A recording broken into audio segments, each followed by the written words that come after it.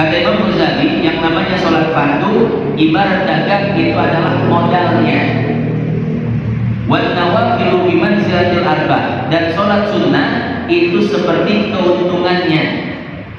Ibu kalau dagang kemudian cuma balik modal, kira-kira untung nggak Bu? Rugi. Ibu punya modal 10 juta, kemudian pergi ke agen-agen besar untuk beli barang, dibawa ke rumah, didagangin. Setelah dagang barang habis, yang ibu dapatkan hanya 10 juta, cuma balik modal. Kira-kira rugi nggak? Rugi. Rugi waktu, rugi tenaga, rugi pikiran dan lain sebagainya, ya Bu ya. Nah begitu pula ketika seseorang beribadah tapi hanya mengerjakan yang fardu-fardunya saja. Sholat hanya mengerjakan sholat fardu saja. Maka ibarat orang dagang baru balik modal, rugi.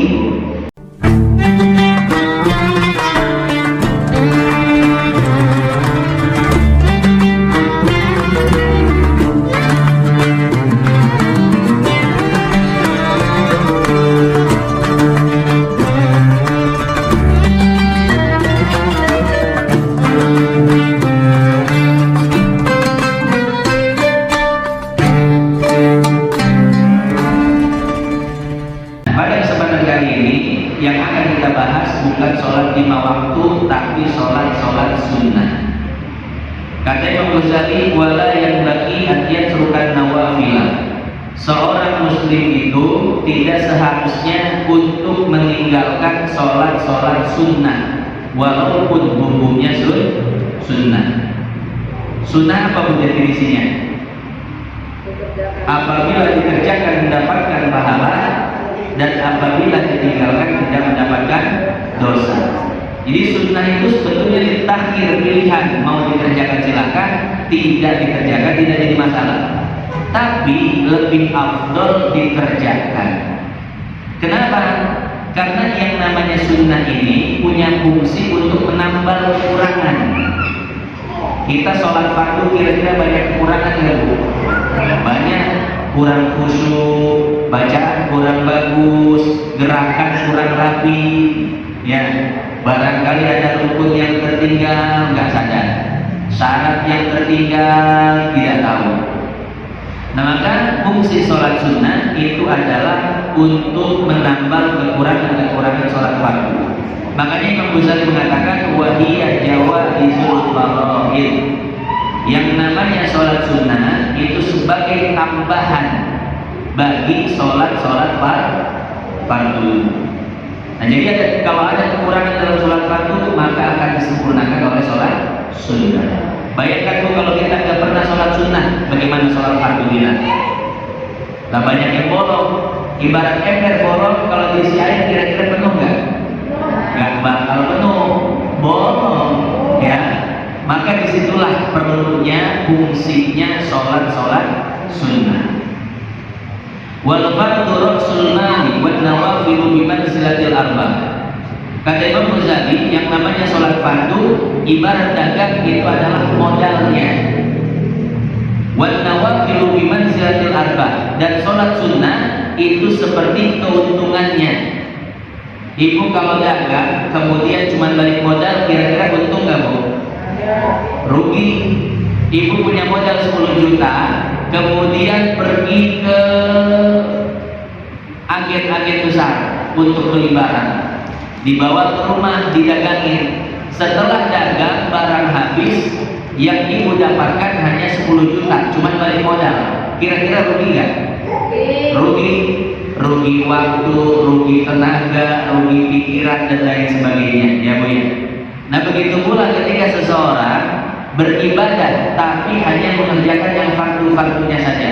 Sholat hanya mengerjakan sholat fardu saja. Maka ibarat orang dagang baru balik modal, rugi. Nah, tapi ketika seseorang melaksanakan ibadah sunnah, sholat sunnah, maka ibarat dagang selain balik modal dia pun akan mendapatkan untung. Semakin banyak sholat sunnahnya, maka semakin banyak untungnya.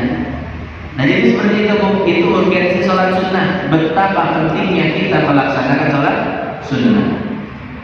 Fala yatrukir wajibal kama murid, maka janganlah sekali-kali meninggalkan sholat rawatib. Sholat rawatib sholat apa Bu? Qobliyah ba'diyah. Coba Bu, sholat yang ada qobliyah ba'diyahnya sholat apa aja? Zuhur ada qobliyah ba'diyahnya. Asar qobliyah aja, nggak ada ba'diyahnya. Maghrib qobliyah ba'diyah. Isya qobliyah ba'diyah. Subuh qobliyah saja, tidak ada ba'diyahnya. Nah, pertama qobliyah. Kapan masuk waktu qobliyah? Masuk waktu qobliyah kata para ulama itu bersamaan dengan masuk waktu fardunya. Contoh sholat duhur, masuk waktu qobliyah duhur berbarengan dengan sholat duhurnya. Ya, jadi kalau waktu sholat duhur sudah masuk, maka qobliyah juga sudah boleh dilaksanakan. Misalkan di masjid lagi adzan, Allahu Akbar, Allahu Akbar, maka ibu di rumah sudah boleh melaksanakan qobliyah. Di masjid lagi adzan, wah ibu langsung qobliyah di rumah. Apakah boleh? Boleh, karena sudah masuk waktu. Tapi alangkah baiknya dengar adzan dulu. Iya. Tapi kalau iya betul, buru-buru mau berangkat, takut ketinggalan bus dan lain sebagainya, nggak apa-apa, buru-buru. Iya. Bahkan nggak usah qobliyah, langsung sholat fardunya di masjid adzan. Ibu langsung sholat fardu di rumah, boleh, tidak jadi masalah. Tapi saya boleh tinggalin ya Bu ya. Nah maka tidak jadi masalah. Di masjid lagi adzan, ibu di rumah langsung qobliyah, dilanjut sholat fardunya. Nah jadi itu yang namanya qobliyah, waktunya berbarengan dengan sholat fardunya. Kapan habisnya? Habisnya pun sama, berbarengan dengan habisnya waktu fardunya. Jadi selama waktu zuhur belum habis, selama itu pula kita boleh sholat qobliyah zuhur, walaupun kita sudah melaksanakan sholat zuhur. Ibu, qobliyah zuhur dikerjakan setelah sholat zuhur, boleh nggak? Boleh, tidak jadi masalah. Ibnu Ruslan mengatakan wayuh rujul nau'ani jam'an lil-qiyam ma waqata syar'u lima qad furiḍ. Yang namanya sholat qobliyah ba'diyah, ya, yang namanya sholat qobliyah dan sholat fardunya, waktu masuknya sama dan waktu keluarnya juga sama. Artinya apa? Artinya selama waktu fardunya belum habis, selama itu pula sholat qobliyah boleh dilaksanakan sekalipun setelah sholat fardunya. Berarti sholat, misalnya sholat dulu ya. Iya. Terus itu qobliyah ba'diyah direndengin gitu. Iya, direndengin. Ya. Misalkan ibu sholat duhur dulu, kemudian habis itu sholat ba'diyah dan qobliyah. Atau mau qobliyah dulu, setelah itu ba'diyah, tidak jadi masalah. Bagaimana gambarannya Pak Ustaz? Gambarannya itu misalkan laki-laki pas masuk masjid sholat duhur udah mulai, kemudian langsung ikut sholat duhur, belum sholat qobliyah, ya Bu ya. Nah maka nanti setelah sholat duhur boleh mengerjakan sholat qobliyah. Setelah qobliyah dilanjut ba'diyah. Ini kan jadi ilmu Bu ya. Enak nih kalau tahu seperti ini, ya. Kebanyakan orang nggak tahu, jadi memperlambat qomat masjid. Yang banyak yang ini Bu, misalkan sudah tiba waktu zuhur, akhirnya orang-orang setelah adzan zuhur sholat qobliyah. Nah, sebentar lagi qobliyah selesai, tiba-tiba ada orang baru masuk. Dia sholat qobliyah juga, akhirnya jadi lama lagi, betul nggak? Orang baru masuk lagi, kemudian masih ada orang sholat, dia qobliyah, wah tambah lama lagi.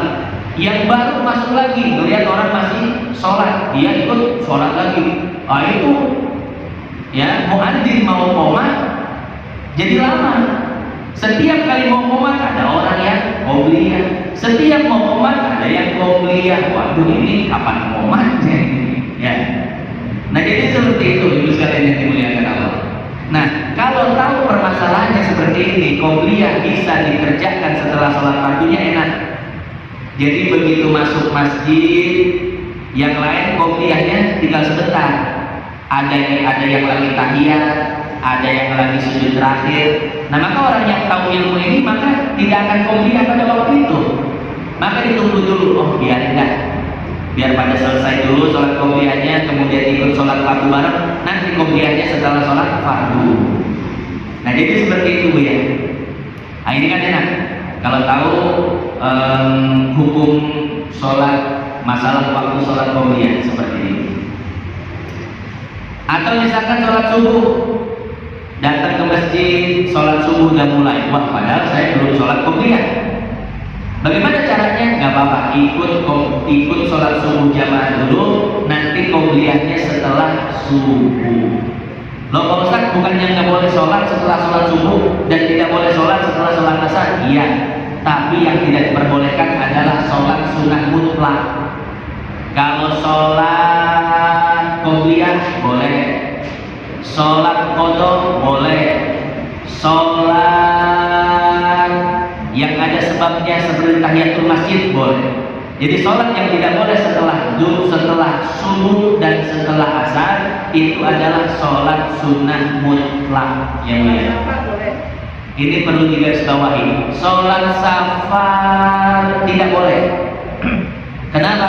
Karena sholat safar itu adalah sholat yang sebabnya belakangan. Belum terjadi.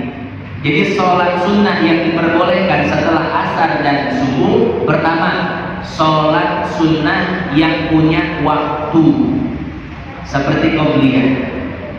Yang kedua sholat sunnah qadha. Ibu belum sholat duha pagi hari karena sibuk, setelah itu qadha duha habis asar boleh. Atau qadha sholat fardu boleh, zuhur tadi ketiduran, ya zuhur ketiduran, akhirnya sholat asar dulu, setelah sholat asar qadha zuhur boleh. Kemudian sholat sunnah yang sebabnya itu duluan, seperti sholat sunnah tahiyatul masjid, kan sebabnya itu masuk masjid dulu baru sholat ya Bu ya. Maka sholat sunnah yang sebabnya duluan, as-sabab al-mutaqaddim, itu boleh walaupun setelah asar dan setelah subuh. Nah, jadi seperti itu. Yang tidak boleh itu sholat sunnah mutlak dan sholat sunnah yang sebabnya adalah belakangan. Kalau kita masuk masjid ikut sholat imam ya, iya. Sesudahnya kita boleh sholat tahiyatul masjid. Tidak boleh, ya Bu ya. Berarti begitu masuk masjid langsung ya. Iya. Jadi kita sholat lain. Jadi sholat tahiyatul masjid ini Bu, yang penting ada sholat ketika kita masuk masjid. Iya. Jadi ibu misalkan masuk masjid langsung sholat zuhur jamaah. Jadi nggak usah sholat tahiyatul masjid lagi karena sudah diwakili oleh sholat zuhurnya. Ya. Nah, jadi seperti itu ibu sekalian yang dimuliakan Allah. Ya. Nah, jadi yang namanya sholat qobliyah itu boleh dikerjakan sebelum sholat fardunya, boleh dikerjakan setelah fardunya. Sekalipun sholat fardunya itu adalah subuh dan asar. Ya. Nah, itu qobliyah. Sekarang ba'diyah. Ba'diyah masuk waktu sholatnya itu setelah selesai sholat fardunya. Selama belum melaksanakan fardunya, maka selama itu pula belum boleh melaksanakan ba'diyahnya. Itu waktu masuknya. Kapan waktu keluarnya? Waktu keluarnya itu sama dengan waktu sholat fardunya. Selama belum keluar sholat fardunya, selama itu pula belum selesai, belum habis waktu ba'diyahnya. Nah, sampai sini paham ibu sekalian? Ya. Nah, itu yang dinamakan dengan sholat rawatib, yaitu sholat qobliyah ba'diyah. Ba'diyah nggak bisa sebelum sholat fardu. Iya betul. Ba'diyah tidak bisa sebelum sholat fardu. Ya. Iya. Beda dengan qobliyah Bu ya. Qobliyah itu dia bebas. Mau sebelum mau sesudah bisa. Kalau ba'diyah wajib sesudah. Fala yatrukir wajib bilang kama urif, jangan sekali-kali meninggalkan sholat rawatib sebagaimana yang diketahui. Kemudian itu sholat qobliyah ba'diyah jumlahnya berapa? Qobliyah dulu misalkan berapa rakaat? Boleh 2, boleh 4. Ba'diyah duhur boleh 2, boleh 4. Qobliyah asar boleh 2, boleh 4. Ba'diyah asar nggak ada. Nggak dibangun ya Pak Ustaz. Ba'diyah asar nggak ada. Qobliyah maghrib berapa? 2 rakaat. Nggak boleh 4 rakaat. Kecuali yang 2 rakaat lagi tadi diniatkan sholat apa, dan itu harus beda ya Bu ya. Beda takbirnya. Kalau qobliyah doang nggak ba'diyah. Qobliyah doang nggak ba'diyah boleh Bu. Atau ba'diyah doang nggak qobliyah boleh juga. Nggak ba'diyah nggak qobliyah. Iya. Nggak qobliyah nggak ba'diyah aja boleh ya Bu ya. Azan Jumat mau sekali mau 2 kali nggak apa-apa. Nggak azan juga langsung sholat Jumat nggak apa-apa. Kemarin, bukan cuma kemarin, sebetulnya udah lama orang ribut. Ini yang betul, azan Jumat itu sekali atau 2 kali. Ya, saya bilang mau sekali, mau 2 kali terserah. Mau nggak azan juga nggak apa-apa, langsung naik roti Jumatan. Asal nggak resep banget tapi kemudian Jumatannya sunnah itu. Ya. Ada yang lagi yang nanya, Ustaz, saya puasa Senin Kemis tapi Senin doang. Nggak apa-apa tuh ya. Mau Senin doang atau mau Kamis doang gak jadi masalah. Enggak, Senin Kemis juga nggak apa-apa. Ya. Ibu sholat qobliyah maghrib berapa jumlahnya? 2 rakaat. Ba'diyah maghrib 2 rakaat. Qobliyah isya 2 rakaat. Ba'diyah isya 2 rakaat. Qobliyah subuh 2 rakaat. Ba'diyah subuh. Ya Bu ya. Nah jadi seperti itu. Sebisa mungkin kita tidak meninggalkan sholat rawatib, qobliyah dan ba'diyah. Walaupun nggak pakai surat nggak apa-apa ya. Walaupun nggak pakai surat Bu, cuma Fatihah aja setiap rakaatnya, nggak jadi masalah ya.